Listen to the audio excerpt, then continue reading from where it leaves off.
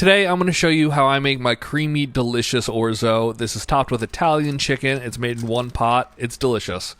First off, you're going to need chicken. These are just chicken breasts that I took and I butterflied them open to make them a little bit thinner so they'll cook quicker.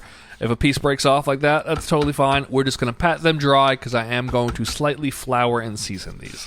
That seasoning here is just a little bit of flour in a bowl, which I'm then going to top with about a quarter of the amount of flour I put in there, Italian seasoning. You can use any seasoning you want here, so if you want to make like a jerk chicken and do this, do that too. You could really kind of make it whatever you want. We're going to salt it a little bit, and then we're going to throw that chicken in there. We're just going to make sure it's nice and evenly covered before we cook them off, but this is really the only prep you need to do for this entire dish. One of the nice things about this dish is you can cook the chicken however you prefer, whether it's health reasons, taste preferences. I'm going to throw it into my Dutch oven where we're also going to make the orzo, a little bit of hot olive oil, and we're just going to cook off both sides here. I'm going to cook this about 75% in here. I'm just looking for a little bit of a brown. We're not like frying this chicken. I want it to stay relatively healthy, but that is right where I wanted that first side.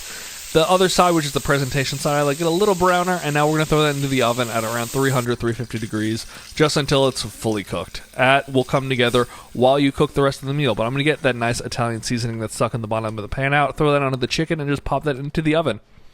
Now to cook the orzo, we're going to cook this in a delicious chicken bone broth, beef stock, chicken stock, whatever you prefer. I'm using a chicken bone broth, but stock is just the most flavorful way to cook this. I'm going to mix in 1 or 2 cups of water just to kind of dilute the stock so I have a little left over at the end.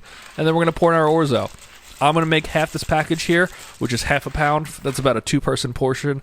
That's all you need to do. Mix this up. Let this cook for the next 10-15 minutes. It's probably going to take a little longer than the package says because you run out of liquid towards the end. So the cooking time does slow down. I'm going to chop up some tomatoes in half. These are going to get mixed in at the very end. They're not going to cook down. And we got some grated parm also. As you can see here, most of that liquid has cooked out. When you drag a spatula through it, it does leave behind a streak. So at this point, I'm going to add in the cream. This pasta is just shy of al dente. It's still a little bit hard, so you do need liquid still in there to cook it. So the cream's just going to help that, and it's really going to continue cooking, but it's also going to thicken up beautifully and become creamy, rich, delicious. I'm going to throw in the spinach at this point. If you want to blanch it first, go ahead, but I'm trying to keep this recipe as simple as possible. So just throw that in there.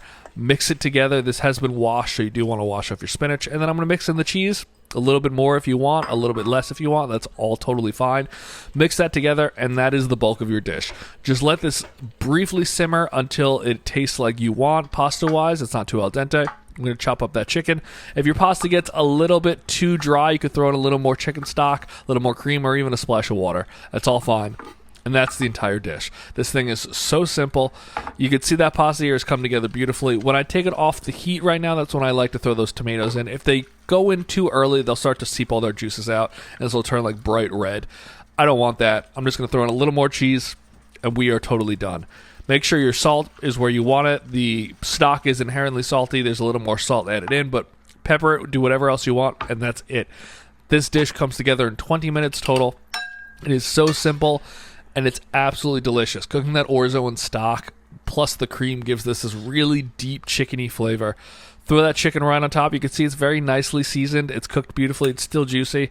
That's your entire dish. It's healthy, relatively, for what a pasta dish could be. Put on a little more cheese because everything tastes better with a little more cheese. And that's it. That's one pot creamy orzo with an Italian chicken. I love this dish, and you will too.